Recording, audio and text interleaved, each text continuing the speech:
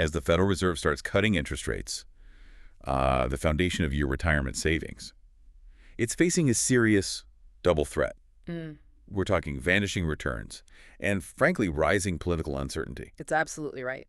So our mission today, it's crucial. We're doing a deep dive into this 2025 financial landscape. Yeah. We need to find those essential strategies right now to protect the principle you've worked so hard to build. Yeah, and the immediate trigger is policy. The Fed just made that quarter-point cut, lowering the target range to 4 to 4.25%. And, well, all the signs suggest more cuts are coming this year. Looks like it's mostly driven by the labor market softening a bit. But those cuts, they really hit responsible savers and retirees hard, don't they? Right. We have to talk about how this actually erodes savings. We do. If inflation stays sticky, stubbornly above the Fed's 2% target, the actual buying power, the real income for people on fixed incomes, just drops sharply. It really does. And they aren't just losing ground passively. Right. They're often forced to actually pull money out of their principal savings just to cover living costs. And the numbers really highlight this danger, right? Oh, absolutely. Look at short-term inflation expectations. They're already diverging. The forecast for June 2025 is, 5.1%? Wow, 5.1. Now, compare that to the projected Social Security COLA for 2026. It's only expected to be 2.7%. That's a huge gap. It's massive. It means even with the COLA increase, the cost of basic necessities is climbing almost twice as fast as the benefit meant to cover them. Okay, let's unpack the sort of structural risk here then. Yeah. How can the Fed feel confident cutting rates when the data they rely on, when it's being questioned? This is where it gets tricky for investors, The credibility of the core U.S. inflation numbers, it's taken some hits, especially after the BLS commissioner was removed and there were accusations flying around about rigged data. Right, I remember that. And look, that's not just noise. It genuinely shakes confidence in the numbers that drive massive policy decisions. Billions of dollars are moved based on this stuff. And it's not just about perception, is it? The way the data is actually put together is introducing risk. The Bureau of Labor Statistics, the BLS, they're leaning more heavily on what's called statistical imputation, which, maybe for listeners, basically means filling in data gaps with estimates and models, not always real-time transaction numbers.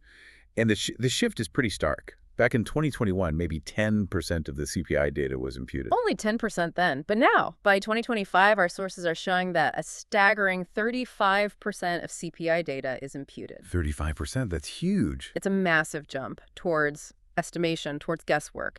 And that brings in huge volatility. And worse, the real danger that policy gets misaligned. If the Fed's cutting rates based on data that might just be an estimated reality, not the true cost of living, well, they could be easing up when maybe they should be holding steady. And if you layer on top of this shaky data, the broader economic picture, non-monetary policy is making the Fed's job even harder. Tariffs, for example. Yeah, tariffs are the highest they've been in, nearly 90 years? 90 years. It's incredible. And that's not a Fed decision, but it has direct economic fallout. And the concern among economists, the consensus really, is that these tariffs create what they call a stagflationary shock. Stagflationary. Okay, break that down. It means they do two bad things at once. They push prices up for everybody, that's inflationary pressure, but they also increase the chances of an economic slowdown. So more expensive stuff and a weaker economy. Exactly. The uncertainty is really significant. Just the current tariff setup, it pushes the estimated chance of a U.S. recession in the next 12 months up to 25%. 25%. Which is precisely why you hear some experts saying rates need to stay higher for longer. But the Fed seems to be cutting anyway, maybe prioritizing that softening labor market over the inflation data concerns. So if the official BLS data is that questionable, how is the Fed actually navigating this? What are they doing? Well, it seems they've had to adapt, haven't they? They're essentially cross-checking. They're looking at the official BLS numbers, but they're also pulling in data from alternative places like private sector surveys, real-time housing indicators, that sort of thing. Which sounds like they're admitting, implicitly at least, that they can't just rely on the official numbers alone. It certainly suggests they need confirmation, yeah. They can't base everything on metrics that might be, let's say, heavily modeled or potentially compromised. Okay, let's bring this down from the macro level. Let's talk about the kitchen table impact. When the Fed cuts rates, it really does create clear winners and losers, doesn't it? Oh, absolutely. The winners, no doubt, it's the borrowers. Right. People with variable debt, think credit cards, home equity lines of credit, ELOTCs, they usually see their monthly interest costs go down a bit because those rates are often tied to the prime rate. So a little bit of relief there. And it's meant to encourage spending, Yeah. right? Keep the economy moving. That's the idea. And stock market investors often like rate cuts too, thinking lower borrowing costs will boost business investment. But the flip side, the flip side is pretty painful for the savers, the folks who did the responsible thing. Yeah. People who've carefully saved, maybe kept cash liquid, looked for decent yields, they're really vulnerable here. Because banks, they move incredibly fast to cut deposit rates after a Fed cut. And this hits all the usual safe spots: high-yield savings accounts, HYSAs, money market accounts, even certificates of deposit, CDs. Their yields start dropping. I saw this happen really quickly back in 2024, didn't we? Some of the Yeah. big online banks, the ones usually offering the best rates. They slashed rates, almost a full percentage point in some cases, right? Like you saw accounts drop from around 4.20% APY maybe down to 3.50 pretty fast. Within weeks, yeah. They react almost immediately. And understanding why they do that helps you strategize. Online banks, they have lower overheads. Their main selling point is the yield. So they compete hard on rates, but they're also the very first to cut when their own cost of funds drops. Okay, so they're the most sensitive. What about other institutions? Well, contrast that with, say, credit unions. Because they're cooperatives owned by the members, they often try to keep rates a bit more stable. They might lower them, sure, but often less aggressively than the big online or regional banks. So think about the average retiree listening right now. They played by the rules, saved diligently. And now, because of a policy decision, they might be forced to choose between draining their principal just to pay the bills or significantly cutting back their lifestyle. It feels like prudence is being punished. It certainly paints a tough picture for savers. So, okay, we've laid out the problem. Questionable data, potentially harmful rate cuts hitting savers. Now, let's pivot. Let's talk about building that financial fortress. How do you defend your principal? Right. We need strategies. The goal is maximum safety, but still trying to keep pace, somewhat, with inflation. So where do we start? What's the absolute bedrock, the safest anchor for a portfolio when you're worried about institutional data? That anchor, really, it has to be the gold standard of safety. U.S. Treasury securities. We're Yeah. talking bills, notes, and bonds. Okay. Why Treasury specifically? Because they are direct debts of the U.S. government. They're backed by its full faith and credit. That means they carry essentially zero default risk. In an environment where the economic data feels fragile, that certainty is incredibly valuable. Zero default risk. That's true. Yeah. And how do you actually buy them? Is it complicated? Not really. You can go directly to the source, treasuredirect.gov. That way you avoid broker fees. Okay. But the real strategy isn't just buying them, it's how you buy them. Managing the interest rate risk using something called a bond ladder. Explain bond laddering. How does that work? So instead of putting all your money into, say, one 10-year treasury note and locking it up, Right. you stagger the maturities. You might buy a 1-year treasury bill, maybe a 3-year note, a 5-year note, perhaps even longer. You spread it out. And the benefit of that is? Flexibility and managing risk. As your shorter-term bills or notes mature, that cash becomes available again. You get regular access to it. Then you can decide whether to reinvest it, maybe into a longer maturity if rates look okay, or use the cash if you need it. It stops you from locking in a low rate for too long if rates unexpectedly rise later. Okay, that makes sense. So treasuries for absolute safety, laddering for flexibility. What's the next line of defense, especially against inflation eating away at buying power?